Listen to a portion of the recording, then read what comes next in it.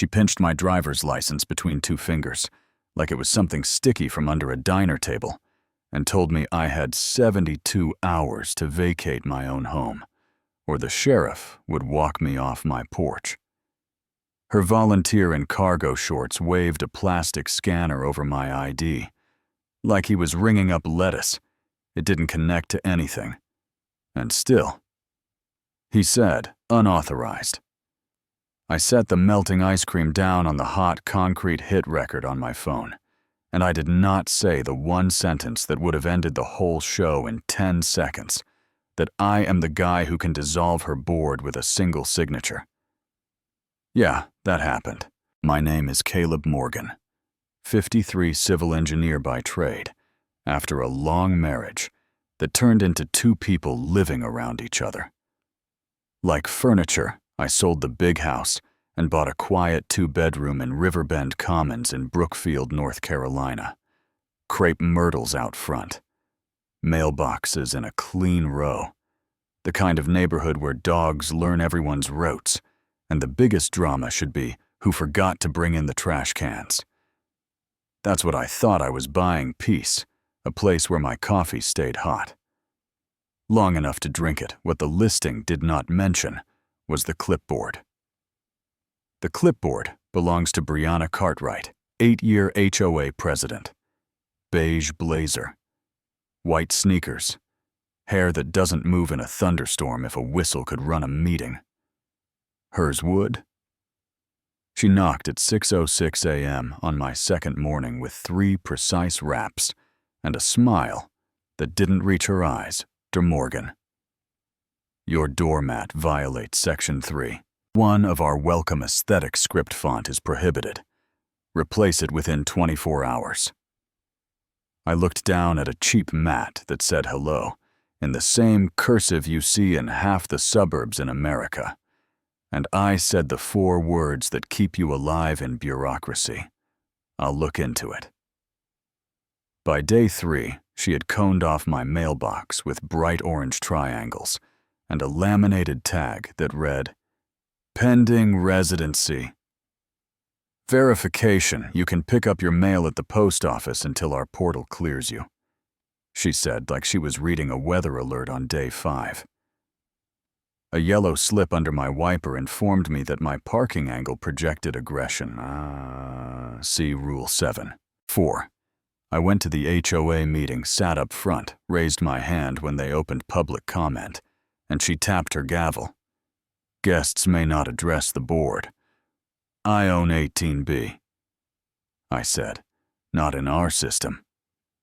She said so. Please take your seat. I sat, looked around.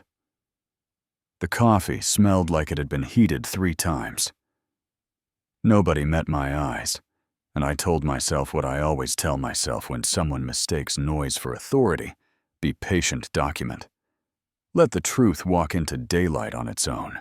The driveway scene lit the fuse on a Saturday so hot, the air wobbled over the asphalt. I had milk sweating through the bag and a gallon of mint chip pressed against my ribs when Brianna marched up with 2 helpers. Troy in a neon vest, and Brent in those cargo shorts with the toy scanner. "This won't take long," she said. Then she plucked my driver's license out of my hand, like it belonged to her clipboard, and held it to the sun. "You're not on our approved resident list. This could be fake. Give that back." I told her it's theft if you don't. Security is not theft, she said. Brent, scan him. Brent beeped his plastic wand. Stared at a blank screen like he was solving a crime. Then announced, "No match." "Unauthorized. You have 72 hours to vacate. We will consider a temporary water suspension." I put down the groceries, hit record, and said, "For the record, you are confirming you confiscated a legal ID because a private spreadsheet doesn't list me." "For the record," she said, "we take community safety very seriously. You know what I mean?" The kind of sentence that means nothing and still makes people move. That night, I made pasta, washed the pot, and started writing dates, times, quotes, Photos of the cones the 606 knock. The exact phrase, parking geometry coefficient. I logged into the state intranet and filed an Article 19B ethics complaint for seizure of government identification and abuse of authority. Attached the video, attached the notices, attached my patience, and went to sleep like a man who knows the wheels are turning somewhere.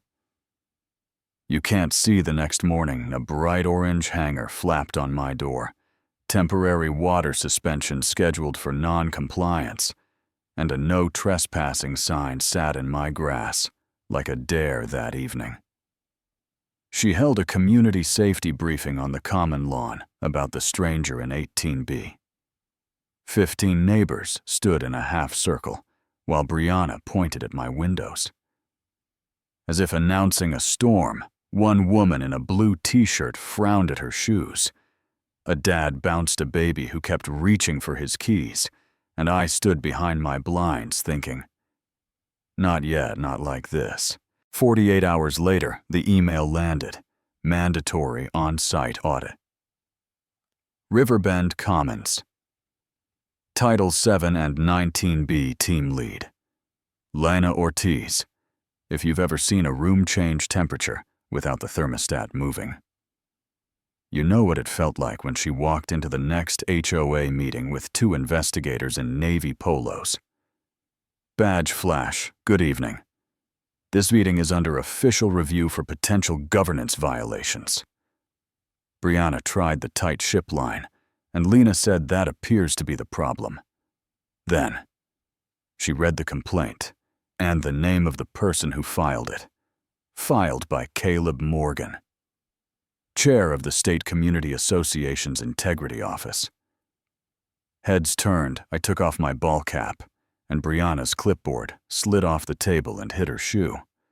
I'd like my ID back now, I said. It's in the safe, she whispered. And Lena's eyebrows went up. You maintain a safe for residents' government identification for security. Brianna said, open it. Lena replied. Simple as a door unlocking. The next 3 days were not television dramatic. They were slow and relentless, like rain that fills your basement. If you pretend it isn't there, the audit team pulled minutes and found gaps. You could drive a truck through, votes that never happened. Fees labeled emergency. With no emergency attached, a PayPal account run by a cousin. A private group chat called Order Keepers, where officers posted photos of porch plants and wrote captions like, joyfully excessive. And let's make an example of 18B.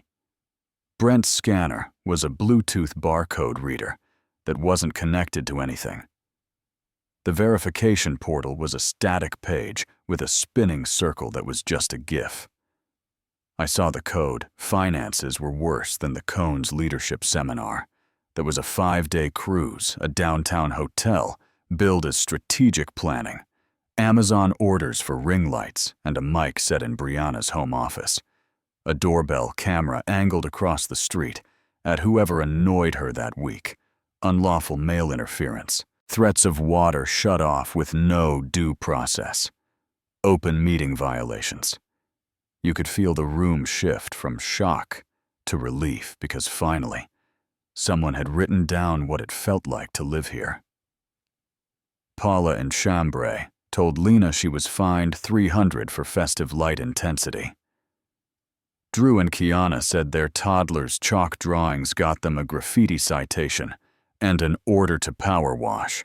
I'm not a speech guy, but I could feel something old in me stand up, the part that hates showy authority and loves boring fairness. The final meeting fell on a Wednesday after a heat storm. Sidewalks still damp, crickets loud the room full enough that people were pressed against the back wall.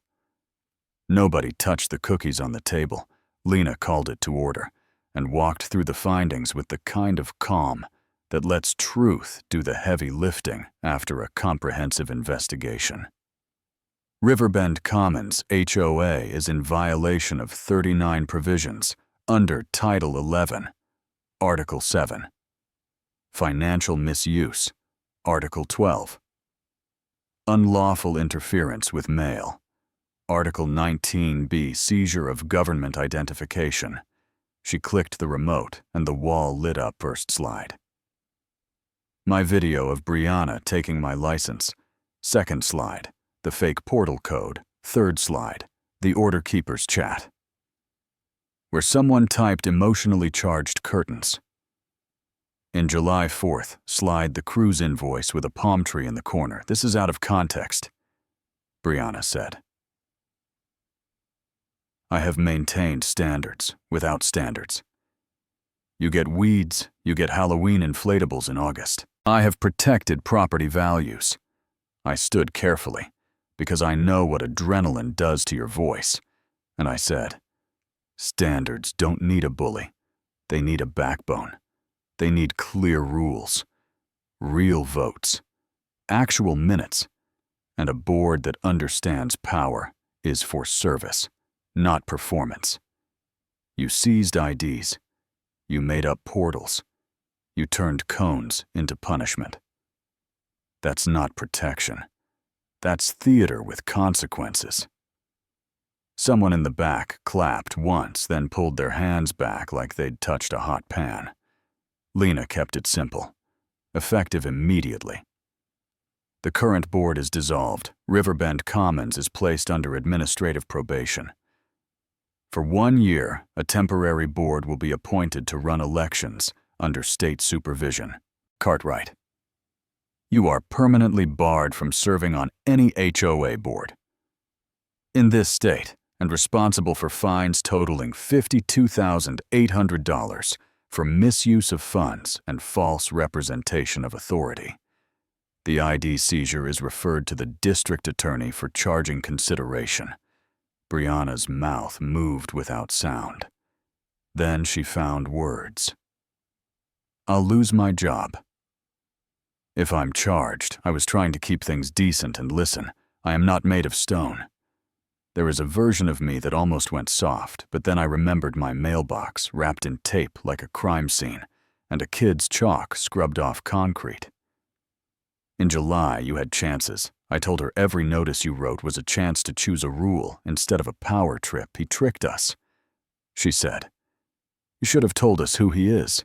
I tried to speak. I said you said guests may not address the board.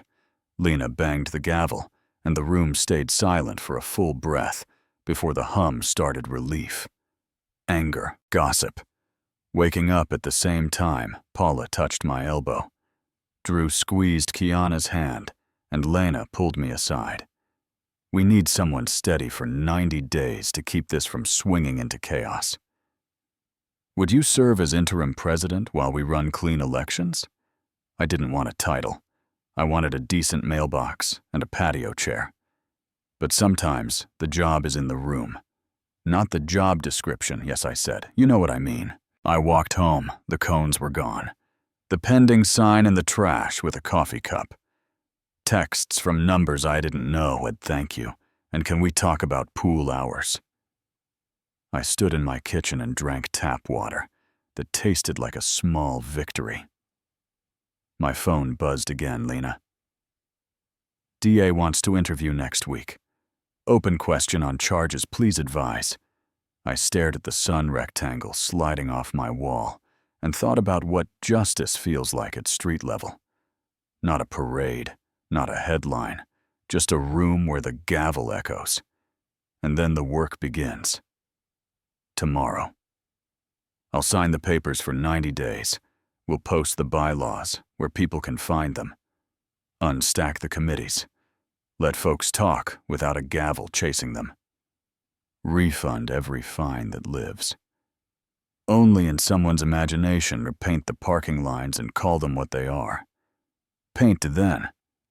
We'll hold an election. And I'll sit on my patio and let the crepe myrtle confetti fall where it wants. And the DA can decide whether a fall from the podium plus fines is enough, or whether handcuffs are part of the lesson. That's the part that keeps me thinking. So tell me, where is the line between standards and control? When does order become bullying? Did I wait too long to speak?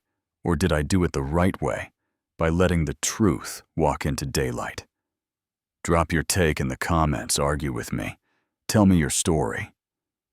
If you've lived something like this, like if this mattered to you, subscribe for more neighborhood truths and tell me your city, so I know where you're listening from. And one more thing.